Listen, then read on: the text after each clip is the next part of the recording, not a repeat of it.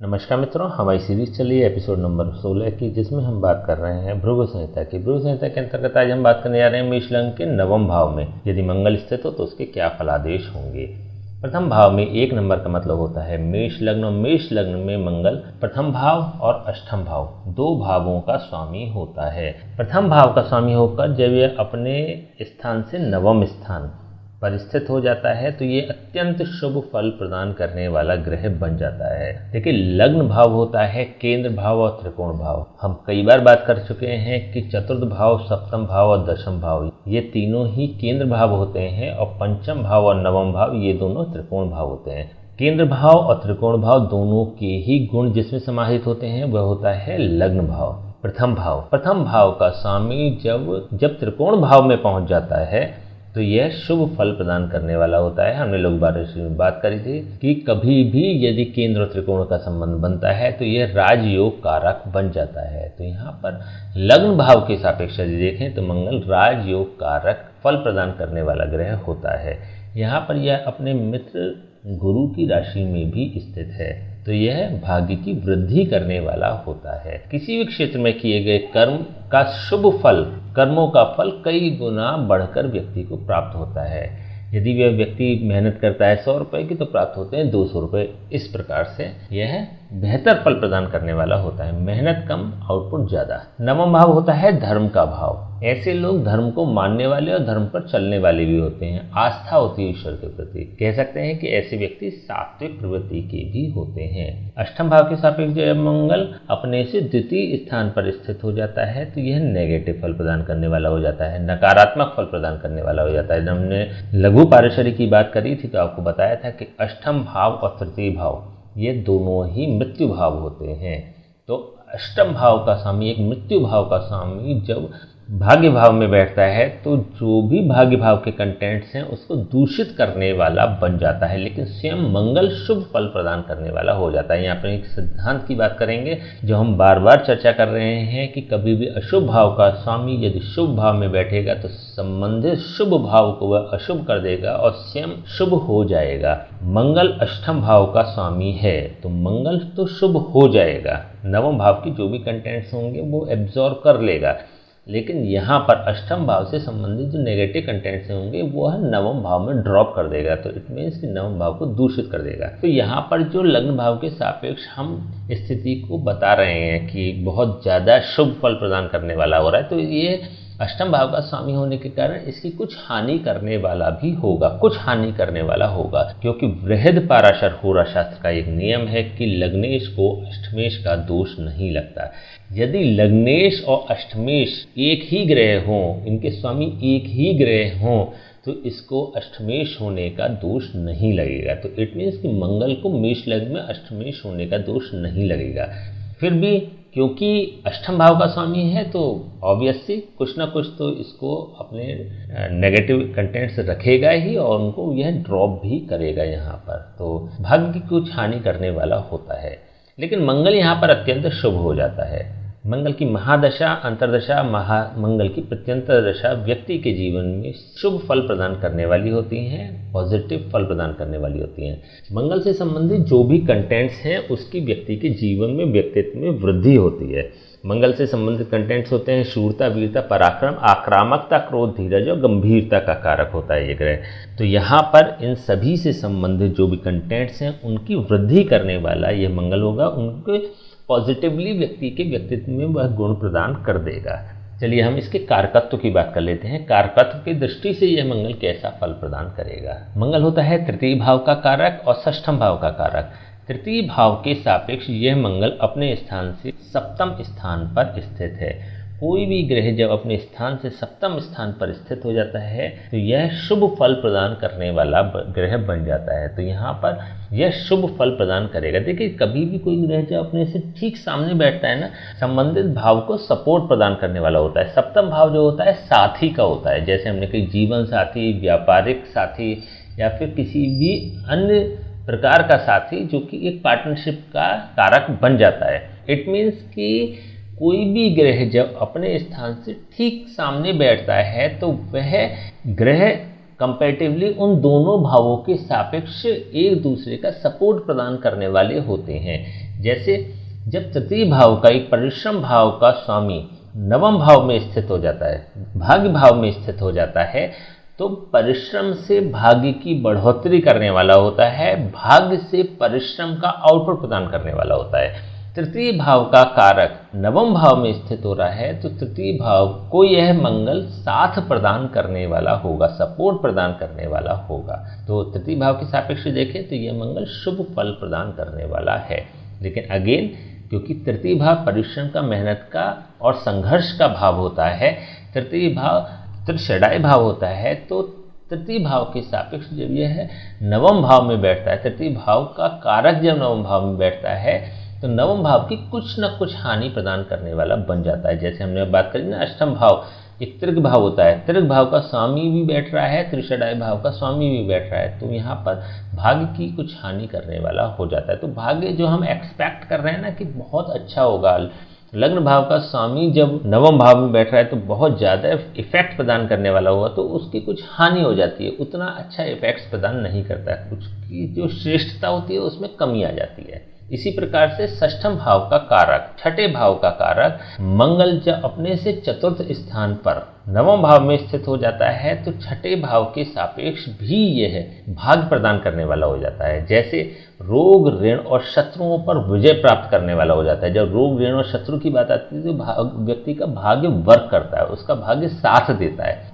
Medical का क्षेत्र हुआ, फाइनेंस का क्षेत्र हुआ, या फिर डिफेंस से संबंधित या फिर डेयर से संबंधित जो भी वर्क होते हैं, वहाँ पर व्यक्ति का भाग्य उन्नति करने वाला होता है। तो इनसे संबंधित क्षेत्र का व्यक्ति यदि चयन करता है तो वहाँ पर भाग्य साथ देता है। तो यहाँ पर छठे भाव के सापेक्ष भी यह भाग्य की वृद्धि करने वाला हो रहा है। छठे भाव के सापेक्ष छठे भाव के भाग्य की वृद्धि करने वाला यह मंगल बन रहा है। लेकिन षष्ठम भाव होता है त्रिक भाव भी, और षष्ठम भाव होता है त्रिषडाय भाव भी। देखिए, जब हमने भावों के सिद्धांतों की चर्चा करी थी तो आपको बताया था कि तीसरा, छठा और 11वां भाव त्रिषडाय भाव होते हैं, जो कि मिश्रित फल प्रदान करने वाले होते हैं। शुभ फल भी प्रदान करते हैं, अशुभ फल भी प्रदान कर देते हैं।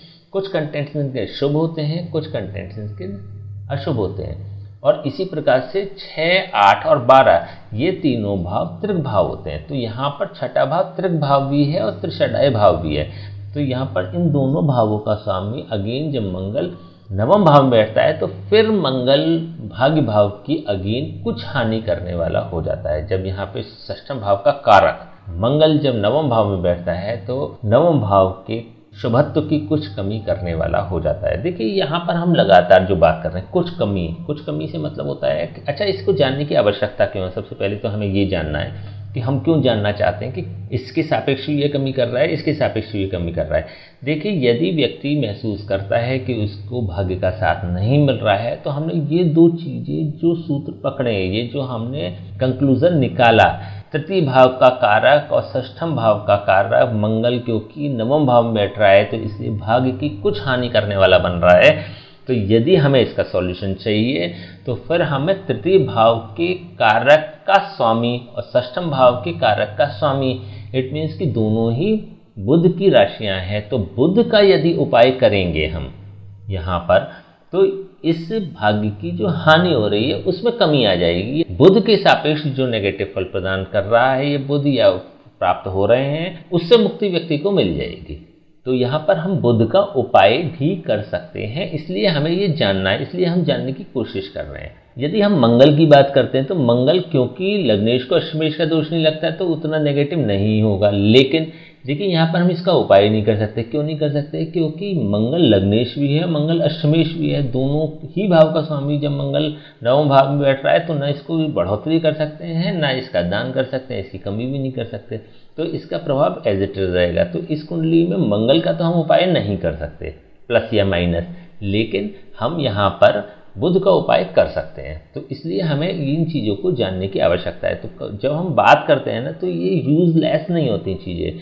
तो इस बात का आपको भी ध्यान रखना है कि जब हम ये चर्चा कर रहे होते हैं कि किस भाव के सापेक्ष, किस ग्रह के सापेक्ष ये नेगेटिव फल प्रदान कर रहा है, तो उस चीज़ को हमें पकड़ना होता है। उपाय के समय ये चीज़ें कार्य करती हैं। हम कुंडली देख रहे होते हैं तो बुध की दशा नहीं होती है, अंतर्दशा नहीं होती है, प्रत्यंतर दशा नहीं होती है, लेकिन फिर भी व्यक्ति के जीवन में एक महत्वपूर्ण समय चल रहा होता है। व्यक्ति कॉम्पिटिशन एग्जाम की तैयारी कर रहा होता है या फिर एक अच्छी जॉब के लिए प्रयास कर रहा होता है, तब उसको भाग्य की आवश्यकता होती है, भाग्य वृद्धि की आवश्यकता होती है। तो जरूरी नहीं है कि कभी भी किसी ग्रह की महादशा अंतर्दशा चल रही तो उसी का ही उपाय करना है। हमें उस समय पे बुध का भी उपाय करना चाहिए, क्योंकि बुध की दशा अंतर्दशा चल रही है या नहीं चल रही है, लेकिन इसके जो नेगेटिव कंटेंट्स हैं वह तो व्यक्ति को जीवन भर प्राप्त होंगे ही होंगे। कम होंगे या ज़्यादा होंगे। जब दशा होगी अंतर्दशा होगी तो ज़्यादा होंगे, जब दशा अंतर्दशा नहीं होगी तो कम होगी। इसकी भी हम बाद में चर्चा करेंगे। जब हम विस्तार से उपायों की बात करेंगे तब हम इसके बारे में चर्चा कर लेंगे, या फिर जब हम महादशाओं के बारे में या अंतर्दशाओं के बारे में विस्तार से चर्चा करेंगे अलग वीडियोज़ में, अलग एपिसोड में, अलग सीरीज़ में, तब हम इसकी विस्तार से चर्चा करेंगे। लेकिन आपको ऐसा न महसूस हो कि ये चीज़ें अननेसेसरी एक्सप्लेन की जा रही है, इसलिए आपका जानना ज़रूरी है। तो कभी भी आगे भी हम चर्चा करेंगे तो इस बात का विशेष ध्यान रखिएगा कि ये कोई भी चीज़ यूजलेस नहीं है। चलिए हम बात करते हैं मंगल की दृष्टियों की।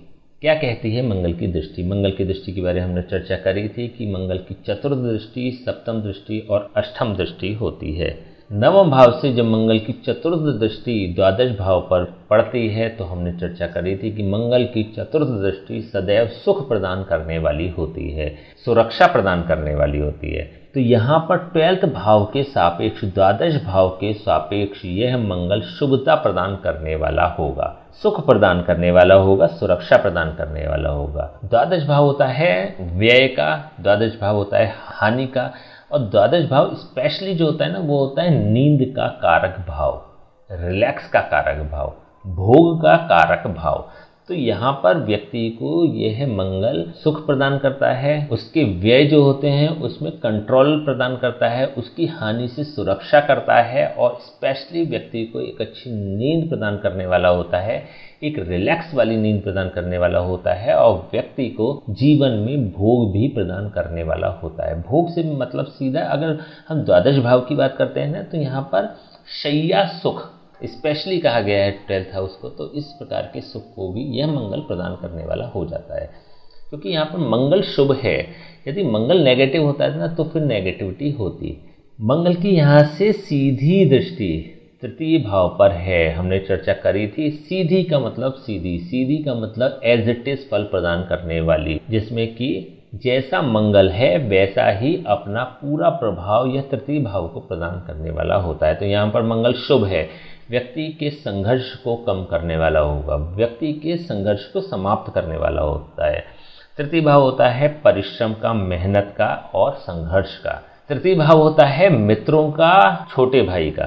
तो यहाँ पर छोटे भाई से, मित्र से सपोर्ट मिलता भी है, ऐसे लोग उनको सपोर्ट प्रदान भी करते हैं। देखिए सपोर्ट ज़्यादा प्रदान करते हैं, क्यों करते हैं? लग्न देख रहा है मित्रों को, लग्न देख रहा है छोटे भाइयों को, ये लोग नहीं देख रहे हैं, लग्न देख रहा है। तो यह मित्रों की, छोटे भाई की केयर करने वाला भी होता है, उनको सहयोग प्रदान करने वाला भी होता है, उनसे सम्मान भी प्राप्त करने वाला होता है, क्योंकि तृतीय भाव के सापेक्ष यह मंगल सप्तम भाव पर भी स्थित है। मंगल के पॉजिटिव गुण इनके मित्रों में और छोटे भाई में भी विद्यमान होंगे। जैसे हमने बात करी थी अभी, शूरता, वीरता, पराक्रम, आक्रामकता, क्रोध, धीरज और गंभीरता का कारक ग्रह होता है मंगल। इनसे संबंधित व्यक्ति को शुभ फल प्राप्त होंगे, और व्यक्ति के मित्रों को और व्यक्ति के भाई को भी इससे संबंधित शुभ फल प्राप्त होंगे, पॉजिटिव फल प्राप्त होंगे। शुभ और शुभ का क्या मतलब होता है?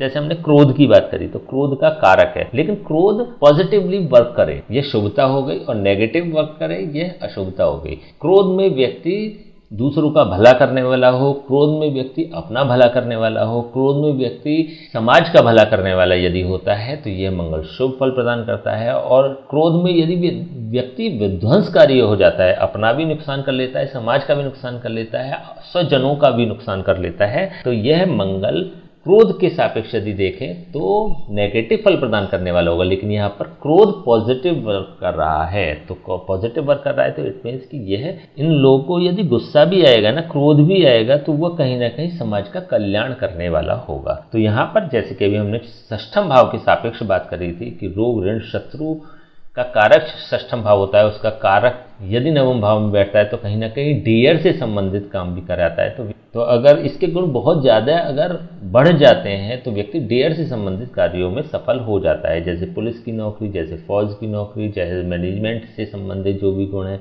जैसे अग्नि तत्व से अग्निशमन अधिकारी, अग्निशमन कार्मिक, इनसे संबंधित व्यक्ति कर सकता है। तो बहुत सारी चीज़ें जो होती है ना, व्यक्ति की एनर्जी का, बेसिकली व्यक्ति की ऊर्जा का समाज को लाभ मिलता है, व्यक्ति के मित्रों की ऊर्जा का, व्यक्ति के भाई के पॉजिटिव ऊर्जा का समाज को लाभ मिलता है। तो इस वे में अगर देखें तो यह मंगल शुभ फल प्रदान करने वाला हो रहा है। मंगल की यहाँ से अष्टम दृष्टि चतुर्थ भाव पर है। देखिए हमने बात करी थी कि अष्टम दृष्टि सदैव विध्वंसकारी होती है। मंगल की अष्टम दृष्टि मृत्युकारक होती है। मंगल की अष्टम दृष्टि नकारात्मक फल प्रदान करने वाली होती है। लेकिन यहाँ पर देखिए मंगल शुभ है। मंगल कि अष्टम दृष्टि उतनी विध्वंसकारी नहीं होगी जितनी कि मंगल यदि नेगेटिव होता तो हो जाती, लेकिन फिर भी हानि तो करेगी। यहाँ पर सुख भाव की हानि करती है। चतुर्थ भाव होता है वाहन, भूमि, भवन और माता का कारक भाव। इसके अलावा भी अन्य भी बहुत सारे कंटेंट्स होते हैं, उन सभी की यह मंगल कुछ न कुछ हानि अवश्य करने वाला होगा। भले ही मंगल पॉजिटिव है, भले ही मंगल सकारात्मक फल प्रदान कर रहा है, लेकिन क्योंकि अष्टम दृष्टि है तो यह नेगेटिव वे में चतुर्थ भाव की हानि करेगा। वाहन की बात करें, भूमि की बात करें, भवन की बात करें, इन तीनों में यदि भूमि लेगा तो विवादित हो जाएगी भूमि, यदि भवन लेगा तो विवादित भवन लेने की संभावना है, वाहन लेगा तो हो सकता है कि उसका नए वाहन का एक्सीडेंट ही हो जाए, डैमेज हो जाए, वो उसके शरीर की हानि होगी नहीं होगी ऐसी संभावना नहीं नज़र आती है, लेकिन हाँ वो वाहन डैमेज हो जाए ऐसी संभावना नज़र आती है। तो अष्टम दृष्टि क्योंकि चतुर्थ भाव पर पड़ रही है तो चतुर्थ भाव के सापेक्ष नेगेटिव होगी, पहली चीज़। दूसरी चीज़ क्या होती है कि माता का कारक भाव भी चतुर्थ भाव होता है। मंगल की जब विध्वंसकारी दृष्टि चतुर्थ भाव में पड़ती है तो माता के स्वास्थ्य की भी ये हानि करने वाला होता है। मंगल होता है रक्त का कारक और मंगल होता है ऊर्जा का कारक। तो हाई ब्लड प्रेशर की जो शिकायत देता है वो मंगल देता है। चतुर्थ भाव पे दृष्टि का सीधा सा मतलब ये होगा कि व्यक्ति की माता को हाई ब्लड प्रेशर प्रदान करने वाला होता है। व्यक्ति की यदि शरीर की भी बात करें तो यह जो पार्ट हो गया चतुर्थ भाव जो हो गया व्यक्ति का हृदय होता है। यहाँ पर लंग्स स्थित होती हैं, तो लंग्स पर जब ये अटैक करता है तो कहीं ना कहीं हाई ब्लड प्रेशर के कारण व्यक्ति के स्पेशली हृदय को इफेक्ट प्रदान करने वाला होता है। देखिए लंग्स का इससे ज़्यादा संबंध नहीं आ रहा है, यदि शनि होता है तो लंग्स का सीधा संबंध आता है, लेकिन यहाँ पर हृदय का सीधा संबंध आता है क्योंकि हृदय का मतलब रक्त से रिलेट करता है हृदय की वर्किंग, इसलिए यहाँ पर हृदय के रोग होने की संभावना यह मंगल बना देता है। तो रोगों की बात करें तो क्योंकि देखिए मंगल हृदय का कारक ग्रह नहीं होता, लेकिन चतुर्थ भाव हृदय का कारक भाव होता है, तो कुछ इफेक्ट प्रदान करेगा। कितने करेगा? हाई ब्लड प्रेशर की शिकायत दे देगा, केवल और केवल इतना। आगे क्या इफेक्ट होंगे दूसरे ग्रहों के इफेक्ट्स को जानने के बाद हम कुछ जज कर सकते हैं, अदरवाइज नहीं कर पाएंगे अभी तो, क्योंकि केवल हम मंगल की ही यहाँ पर भूमिका की बात कर रहे हैं। ठीक है, तो चलिए हम इसके उपाय की बात कर लेते हैं। क्या उपाय हो सकते हैं मंगल के? मंगल के देखिए यहाँ पर प्योर शुद्ध फल प्रदान कर रहा है, कोई नेगेटिविटी यह प्रदान करने वाला नहीं है। तो मंगल की अगर बात करें तो केवल और केवल किसी ब्राह्मण से इसके जाप और हवन समय समय पर कराते रहें, इसके अलावा किसी अन्य उपाय की आवश्यकता नहीं है। देखिए अगर जाप और हवन समय समय से मतलब हो गया 3 महीने 6 महीने के अंतराल से आप कराते रहेंगे तो इसकी जो नेगेटिविटी हो रही है ना, जैसे अष्टम भाव के सापेक्ष कुछ नेगेटिव या तृतीय और छठे भाव का कारक होने के कारण कुछ नेगेटिव, तो वो इफेक्ट्स इसके नेगेटिविटी वाले ख़त्म हो जाएंगे। तो यहाँ पर केवल इसके किसी ब्राह्मण से जापा हवन कराकर ही आप उपाय करें, अदरवाइज किसी अन्य उपाय की आवश्यकता नहीं है आपको। चलिए तो आज हमने बात करी मेष लग्न के 9वें भाव में ये मंगल स्थित हो तो उसके क्या फलादेश होंगे। नेक्स्ट वीडियो हम बात करेंगे मेष लग्न के 10वें भाव में यदि मंगल स्थित हो तो उसके क्या फलादेश होंगे। तब तक के लिए हमें आज्ञा दीजिए, नमस्कार।